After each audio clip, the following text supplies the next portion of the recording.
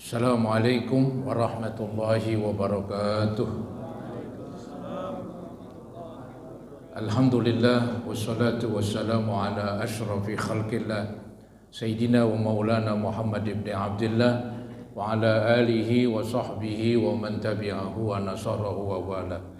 Wala hawla wala quwata illa billah, amma ba'd. Hadirin dan hadirat jamaah Majlis Ta'lim Masjid Al-Ibadah yang saya muliakan. Mudah-mudahan kita semua termasuk yang dimuliakan oleh Allah Subhanahu wa taala. Yang terhormat pimpinan Masjid Al-Mukarram Bapak Haji Yudi Rahmani dan juga para pengurus masjid yang lain serta tokoh masyarakat, juga para guru-guru, para asatizah, para hujjaj, remaja dan ibu-ibu sekalian. Syukur alhamdulillah.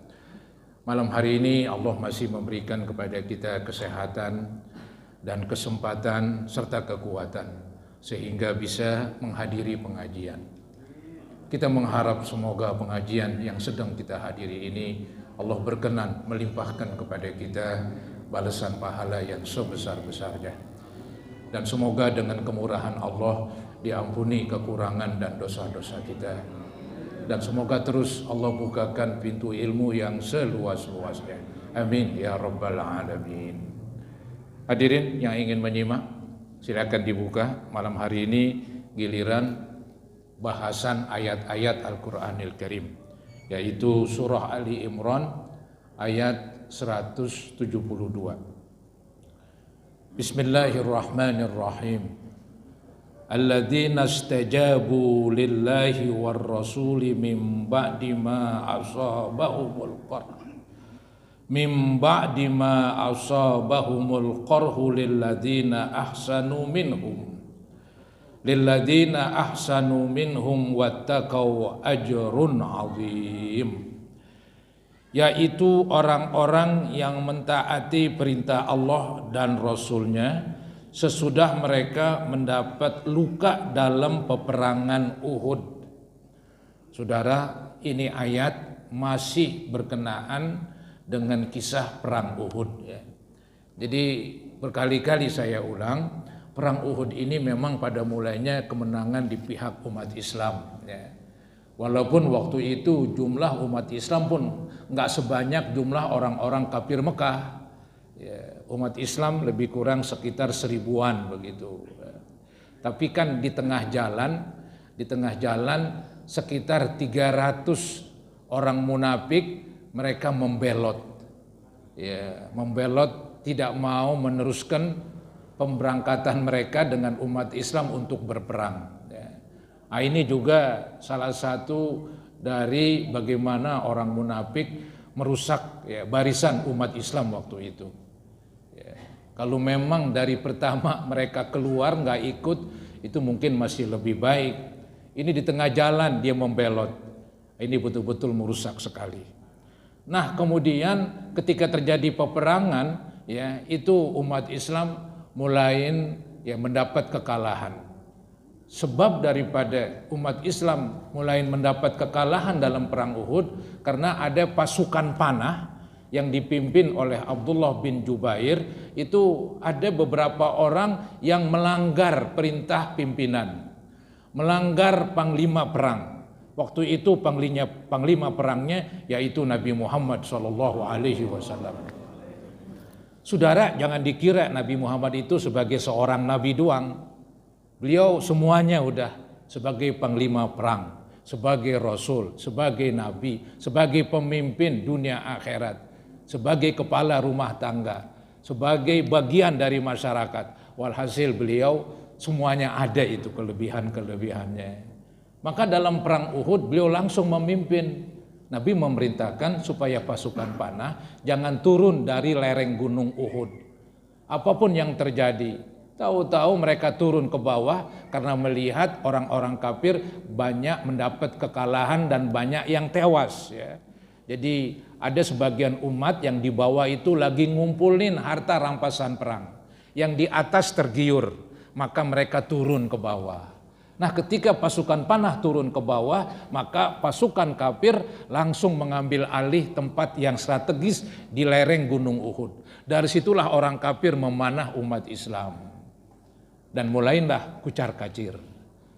Dan banyak yang wafat. Yang wafat dari umat Islam alias mati syahid sekitar 70 orang. Termasuk paman Nabi yang namanya Hamzah. Anda yang pernah umroh atau haji biasanya diajak ziarah kubur ke sekitar Gunung Uhud itu. Jadi Jabal Uhud, di situ terjadi perang namanya perang Uhud, dan disitulah di lereng di bawahnya dikubur para syuhada sekitar 70 orang. Nah kemudian saudara-saudara, ya umat Islam mulai istilahnya menyatu lagi, sehingga ya akhirnya peperangan yang nggak dikatakan umat Islam kalah telak begitu ya. Tapi umat Islam memang banyak yang meninggal ya, tapi orang kafir pun juga banyak yang mati gitu. Dan akhirnya peperangan selesai. Nabi masih hidup begitu. Sahabat-sahabat Nabi banyak yang masih hidup, cuman yang wafat sekitar 70 orang. Mereka banyak yang luka-luka. Kemudian kembali pulang ke Madinah begitu ya. Nah, ketika kembali pulang ke Madinah, esok harinya itu diisukan, artinya esok harinya ada desas-desus bahwa Abu Sufyan yang memimpin pasukan kafir Mekah itu akan kembali lagi ke Madinah. Jadi mereka nih istilahnya nyalain diri sendiri, kata orang kafir Mekah, kenapa kita nggak hancurkan langsung tuh orang Islam? Kenapa kita berhenti di tengah jalan dalam perang Uhud itu? Jadi mereka berhenti, umat Islam berhenti, mereka pulang. Sampai di tengah jalan, ini orang kafir berpikir ingin balik lagi. Ya, ingin balik lagi ke Madinah, langsung menyerang kota Madinah. Tapi saudara-saudara, umat Islam mendengar waktu itu, Nabi pun keluar lagi. Walaupun membawa pasukan yang masih luka-luka katanya. Ini ayatnya ini. Nih, yaitu orang-orang yang mentaati perintah Allah dan Rasulnya. Jadi ada perintah Allah dan perintah Nabi Muhammad SAW. Setelah perang Uhud, esok harinya mereka disuruh keluar lagi. Karena orang-orang kafir akan datang menyerang kembali. Sesudah mereka mendapat luka dalam peperangan Uhud. Padahal umat Islam banyak yang luka. Tapi ini perintah Allah, ini perintah Nabi, laksanakan. Itu saudara-saudara, ya semangatnya umat Islam waktu itu. Habis berperang kemarin perang Uhud, banyak yang meninggal begitu. Tahu-tahu ya Nabi perintahkan lagi, ayo kita keluar lagi. Nah, ini mereka keluar dan diabadikan dalam Al-Quran. Jadi mereka dipuji oleh Allah ini, yaitu orang-orang yang mentaati perintah Allah dan Rasulnya. Sesudah mereka mendapat luka dalam peperangan Uhud. Bagi orang-orang yang berbuat kebaikan di antara mereka dan yang bertakwa ada pahala yang besar. Jadi mereka adalah orang-orang yang bertakwa. Mereka adalah orang-orang yang berbuat baik. Maka bagi mereka pahala yang besar. Ini pujian Allah kepada umat Islam yang kemarin habis berperang keluar lagi ya, untuk menghadapi orang kafir. Ceritanya tuh orang kafir takut juga dia. Akhirnya tuh orang kafir Mekah waktu itu yang dipimpin oleh Abu Sufyan nggak jadi saudara-saudara menyerang kota Madinah. Akhirnya mereka kembali pulang ke Mekah. Nabi udah keluar, ya, tahu-tahu diberitakan, wah orang-orang kafir Mekah udah balik ke Mekah lagi. Ya Nabi kembali lagi ke Mekah. Ke Madinah, maaf ya, Nabi kembali lagi ke Madinah. Jadi ini gambaran Nabi adalah pemberani. Umat Islam adalah pemberani. Walaupun habis perang, ya, banyak yang wafat begitu, tetap aja. Ya. Soalnya kalau mereka nggak keluar, ya nanti mereka ini orang kafir Mekah makin berani. Makin berani. Jadi harus ditantang istilahnya. Supaya mental umat Islam nggak down begitu. Ya, mental umat Islam nggak jatuh. Maka Nabi suruh, ayo kita keluar lagi. Kita hadapi mereka. Malah mereka yang takut. Mereka yang timbul rasa takut. Ya. Karena memang Allah buat hati mereka itu ya timbul ada rasa takut. Akhirnya nggak jadi meneruskan untuk menyerang kota Madinah. Ya. Kemudian saudara-saudara ini ayat selanjutnya. Juga ini masih ada hubungannya dengan perang Uhud ya. Jadi ketika terjadi perang Uhud ini ya, jadi kan orang-orang Islam ya itu diperintahkan oleh Nabi tadi untuk keluar, itu hari kedua ya. Dalam perang Uhud itu ada perjanjian, kata Abu Sufyan ini pemimpin kafir Mekah, "Hai Muhammad, tahun depan kita akan ketemu lagi," begitu. Jadi zaman dulu begitu, pakai janjian perangnya. Ya maklumlah kan keadaannya demikian. Nabi Muhammad menjawab, "Baik, kita akan ketemu lagi nanti tahun depan." Nah, tahun depan itu terjadi namanya perang Badar Sugro. Ada Badar Kubro, perang Badar. Badar itu kan suatu tempat daerah antara kota Mekah dengan kota Madinah itu ya. Dulu perang pertama kali kan perang Badar. Ya, umat Islam berjumlah sekitar 300-an, orang kafir berjumlah 1000-an. Itu dimenangin telak oleh umat Islam. Jadi umat Islam menang dalam perang Badar. Sehingga umat Islam makin kuat itu mentalnya. Dan orang-orang kafir mulai takut dengan umat Islam. Dan banyak orang kafir mulai masuk agama Islam. Terjadi perang kedua, itu perang Uhud. Karena ada pasukan yang melanggar dari pasukan umat Islam, maka umat Islam ya mendapat kekalahan, walaupun istilahnya belum hancur lah begitu ya. Masih tetap mereka tegar ya menghadapi orang kafir selanjutnya. Nah ini setelah 1 tahun. Kalau tadi kan setelah 1 hari. Ini setelah 1 tahun sesuai dengan janji bahwa orang-orang kafir nantangin kita ketemu lagi di Badar begitu. Maka Nabi Muhammad datang ke Badar, ke tempat perang Badar yang dulu. Maka disebutlah perang Badar Sugro. Sugro artinya kecil, perang Badar kecil begitu. Perang Badar yang besar duluan para hadirin ya. Nah, ini setelah perang Uhud terjadi perang Badar Sugro, tapi peperangan nggak terjadi. Umat Islam udah keluar ke Badar, nungguin mana orang kafir, ditantang saudara-saudara. Nggak tahunya orang kafir, katanya orang kafir Mekah waktu itu mereka memang dalam keadaan musim paceklik, akhirnya nggak berani keluar, malah dia yang takut. Dan orang kafir punya kelicikan, ketika mereka nggak keluar, mereka kan khawatir, ntar jadi umat Islam mentalnya makin kuat nih, ntar umat Islam makin ngelunjak nih, begitu. Akhirnya orang kafir menyuruh seseorang untuk datang ke Madinah, nakut-nakutin umat Islam. Dikasih upah beberapa puluh ekor onta. Kita pergi ke Madinah katanya, ntar takut-takutin begitu, ini gue upahin. Ya. Nah umat Islam nggak takut, langsung keluar juga ke Badar. Jadi lucu para hadirin, malah mental orang-orang kafir Mekah, mereka lah yang lemah. Ya. Padahal mereka yang berjanji bahwa kita akan ketemu lagi di Badar.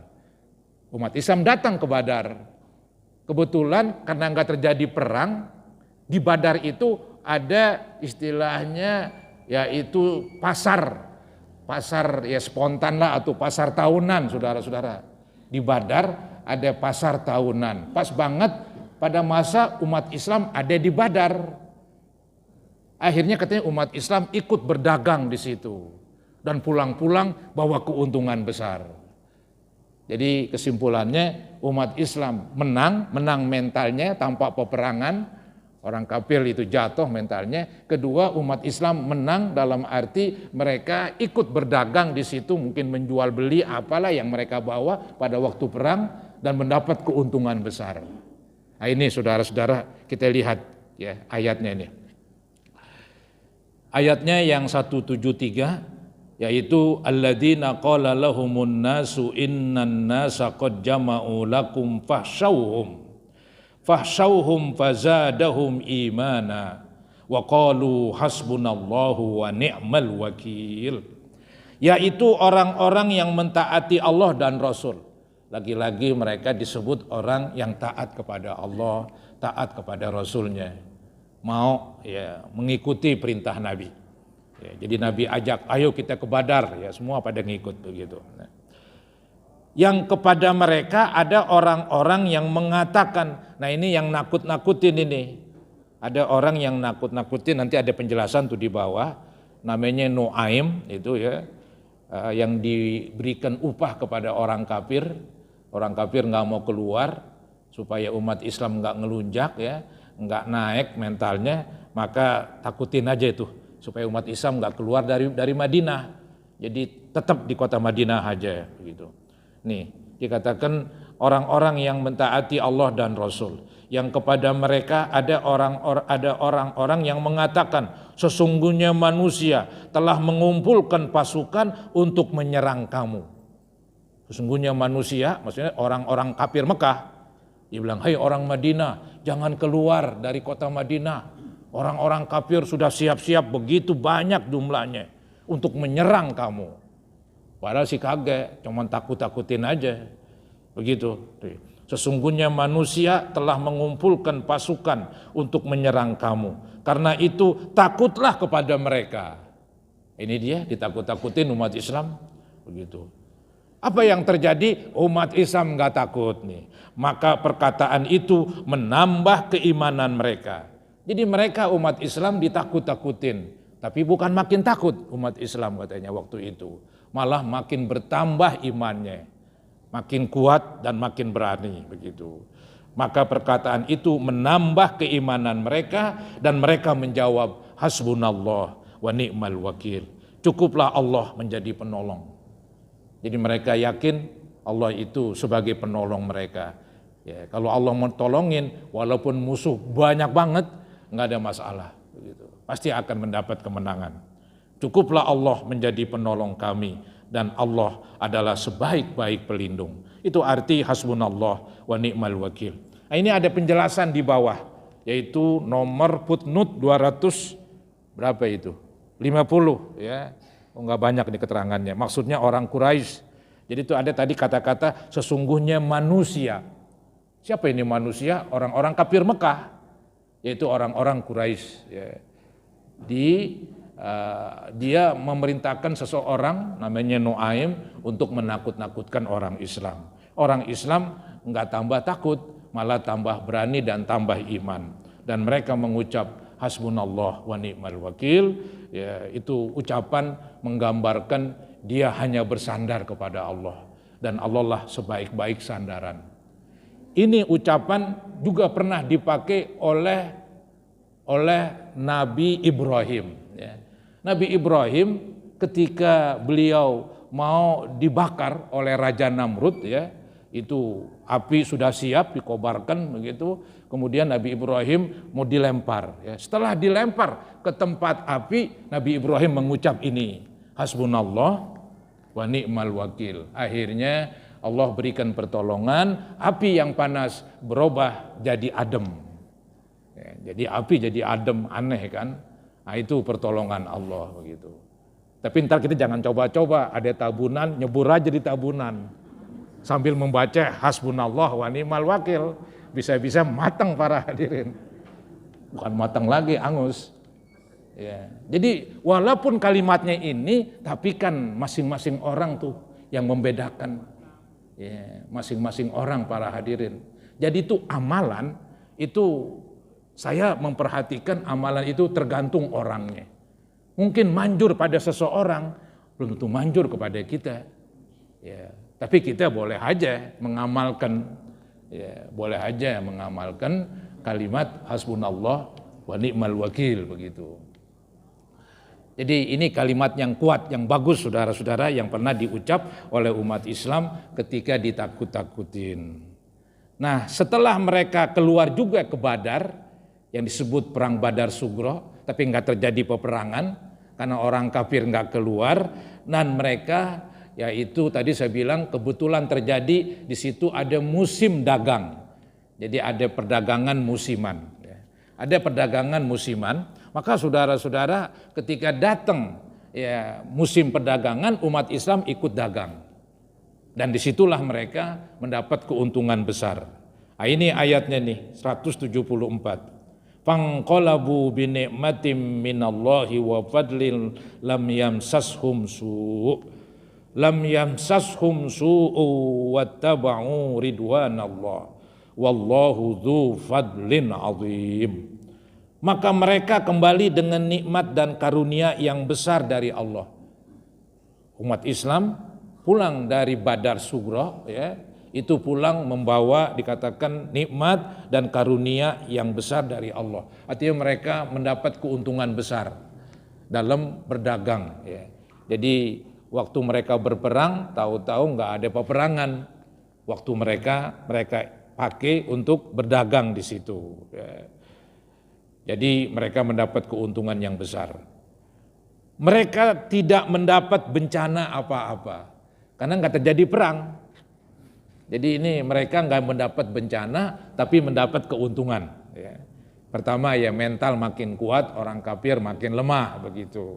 Kedua keuntungan dalam bisnis tadi itu. Ya. Jadi dikatakan mereka tidak mendapat bencana apa-apa. Mereka mengikuti keredoan Allah. Ya, mereka nurut perintah Nabi.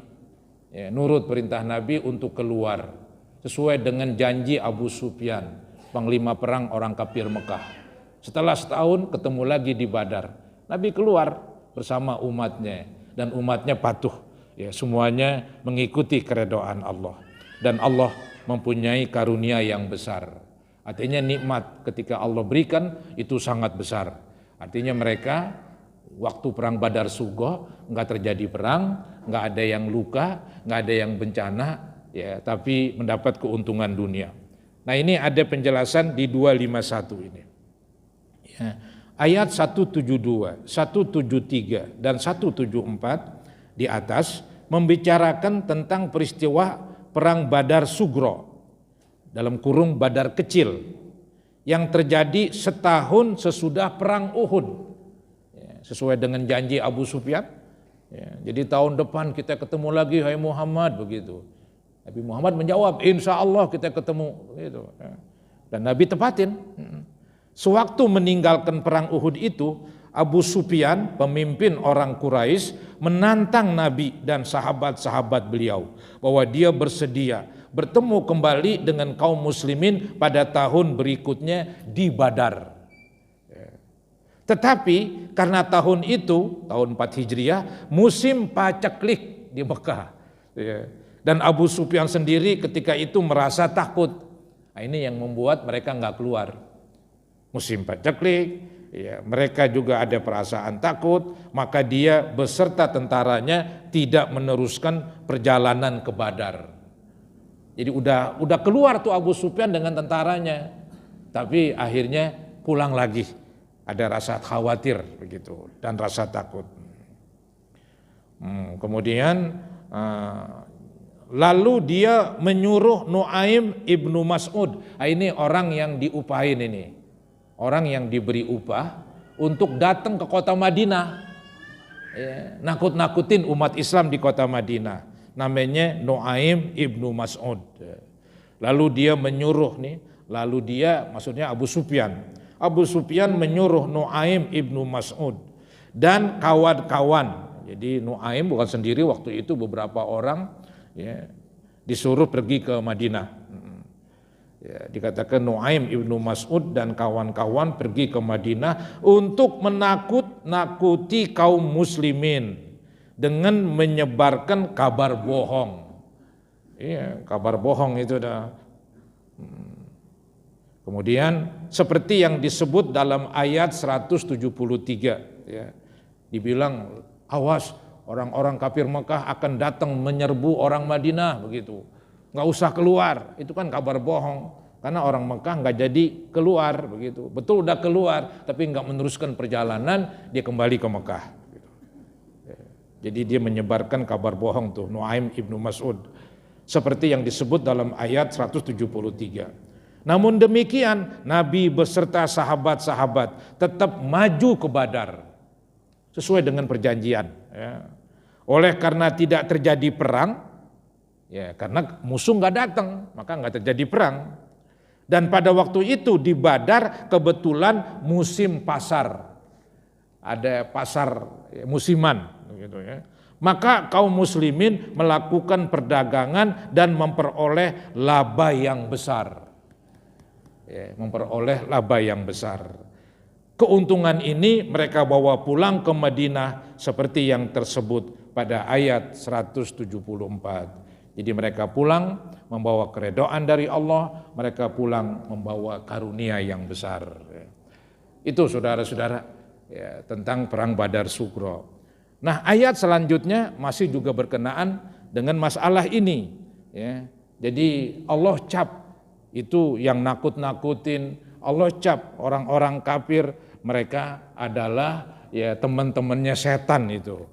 Ya, yang suka menakut-nakutin. Nah, ini ayatnya nih. Innama dzalikumus syaitanu yukhawwifu awliya'ahu fala takhafuhum wa khafuni in kuntum mu'minin. Sesungguhnya mereka itu tidak lain hanyalah setan.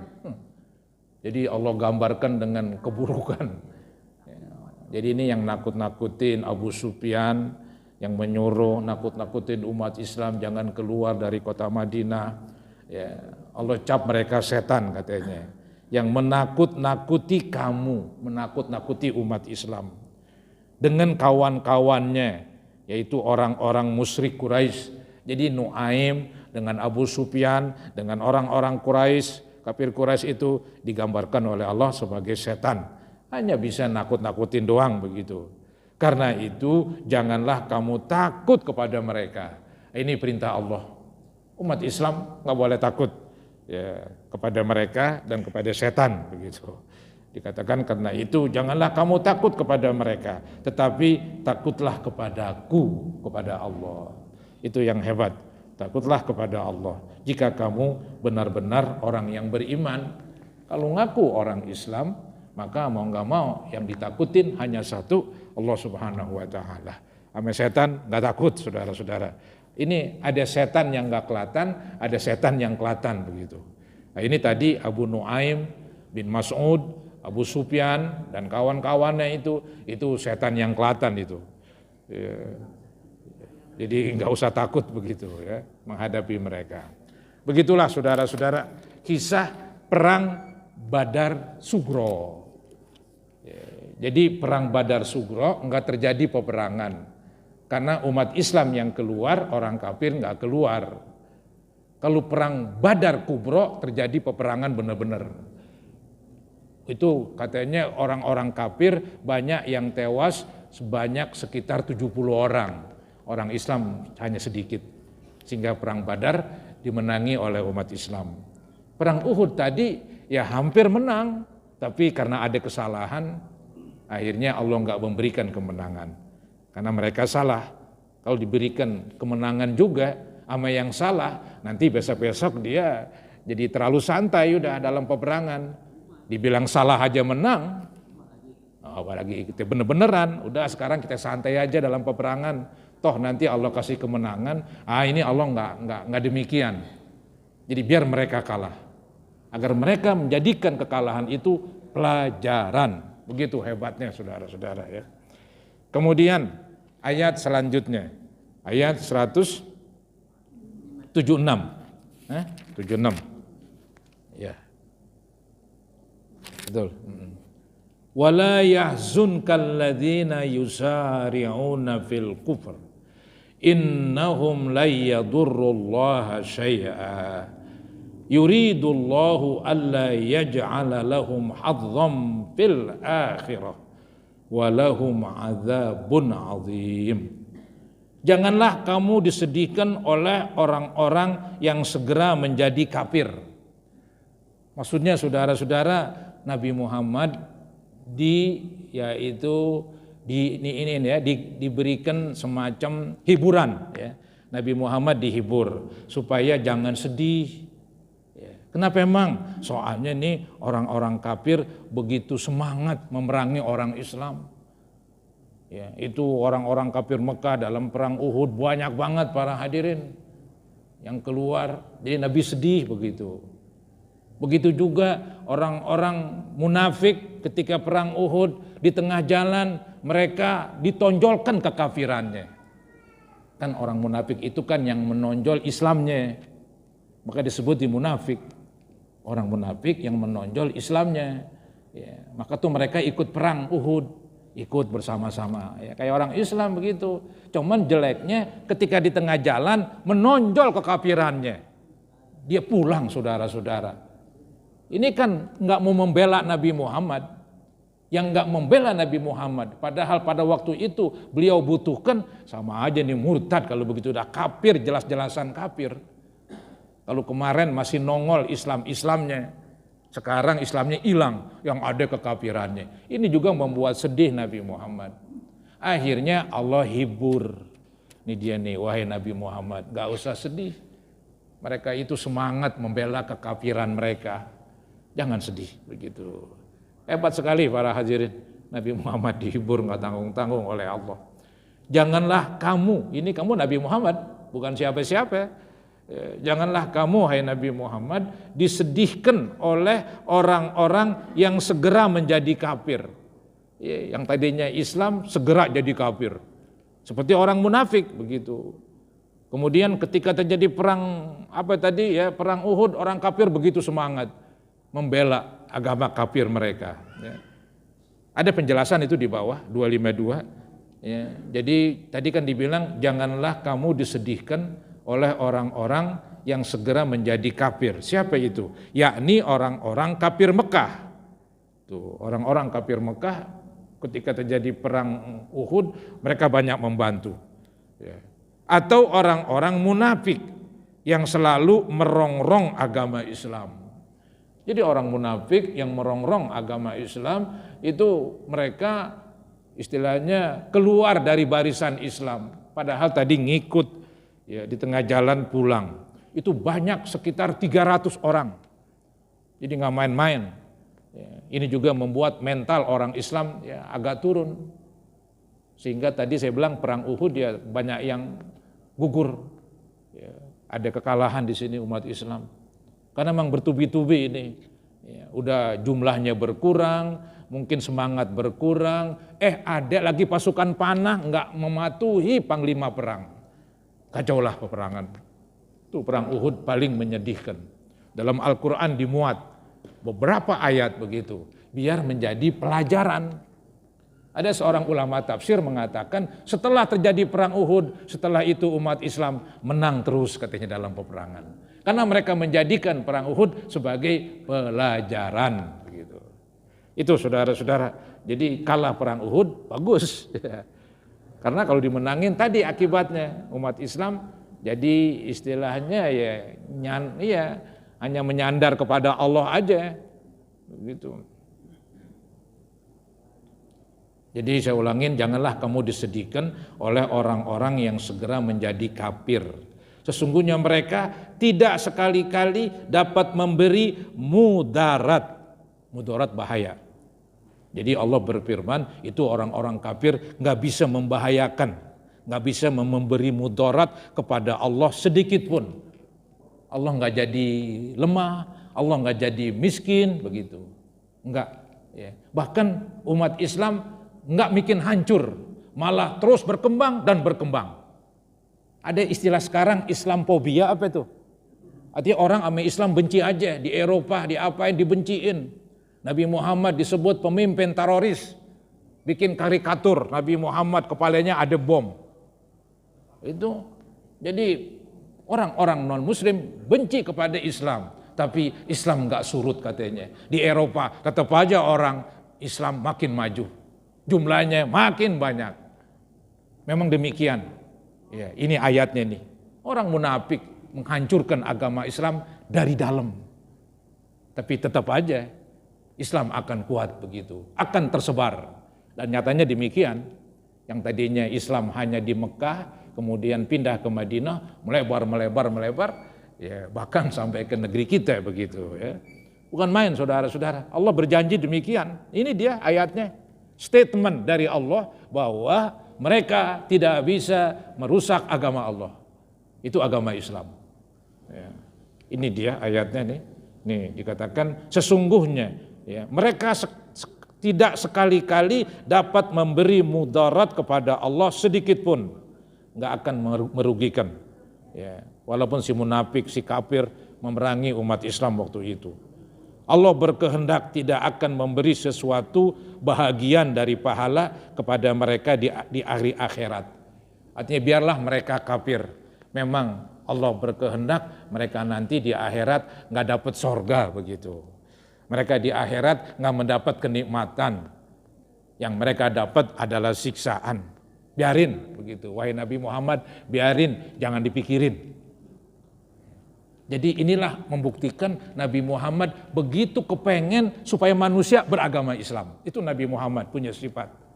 Orangnya belas kasih sayang, pengen banget begitu orang mendapat kebaikan. Masuk agama Islam adalah kebaikan yang paling baik.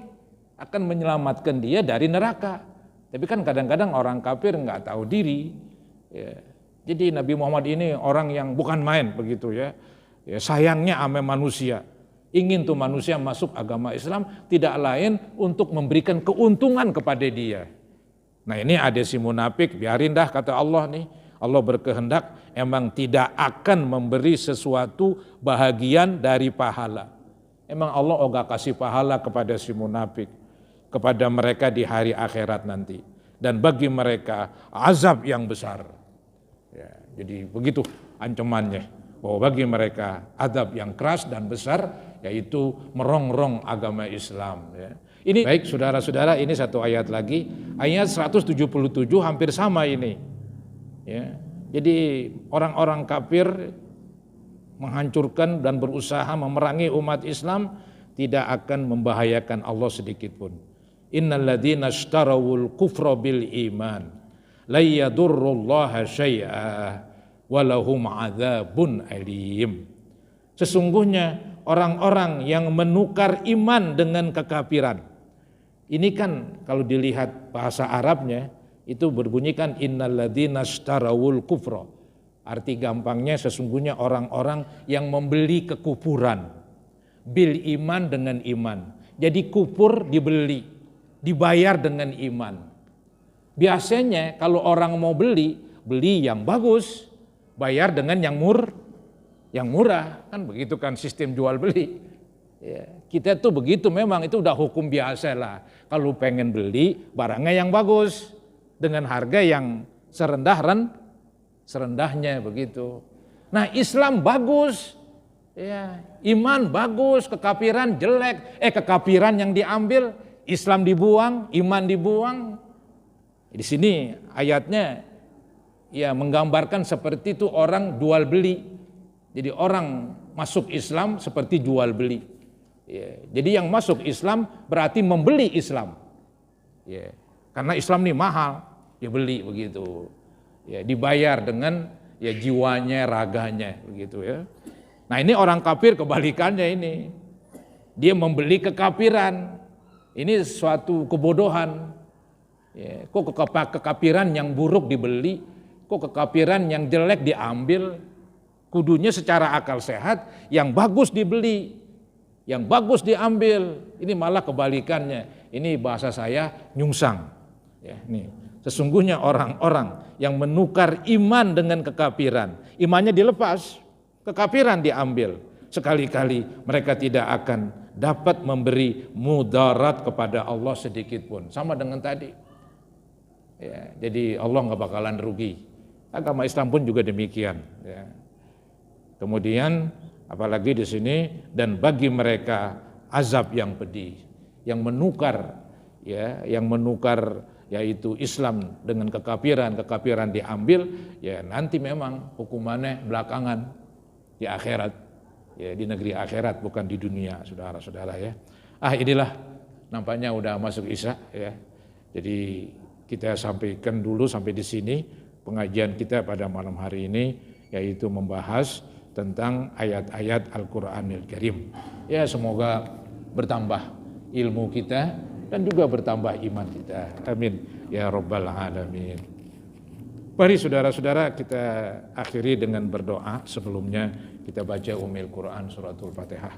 Semoga Allah Subhanahu wa taala menyampaikan pahala suratul Fatihah kepada yang sudah wafat, khususnya ibu bapak kita, juga guru-guru yang berjasa, dan mertua, istri, juga anak-anak mungkin lebih dahulu wafat. Semoga Allah ampuni mereka. dan semoga Allah ampuni kita sekalian. Al-Fatihah ala ma nawaina wa ila hadratin Nabi Rasulillah sallallahu alaihi wasallam. Al-Fatihah. Syaitanir rajim. Bismillahirrahmanirrahim. Alhamdulillahi rabbil alamin. Iyyaka na'budu wa iyyaka nasta'in. Ihdinas siratal mustaqim. Siratal ladzina an'amta 'alaihim waladdallin. Amin. Astaghfirullahalazim. Astaghfirullahalazim. Allahumma salli ala sayyidina Muhammad wa ala ali sayyidina Muhammad wa sallim tasliman katsira walhamdulillahi rabbil alamin. Allahumma anfa'na bima 'allamtana wa 'allimna ma yanfa'una wa zidna ilman nafi'ah. Allahumma ighfir lil muslimina wal muslimat wal mu'minina wal mu'minat al ahya'i minhum wal amwat. Rabbana taqabbal minna innaka antas samiul alim wa tub 'alaina innaka antat tawwabur rahim. Rabbana atina fid dunya hasanah wa fil akhirati hasanah wa qina azabannar. Wa sallallahu ala sayyidina Muhammadin wa ala alihi wa sahbihi wa sallam. Alhamdulillahi rabbil alamin. Kurang lebihnya mohon maaf. Assalamualaikum warahmatullahi wabarakatuh.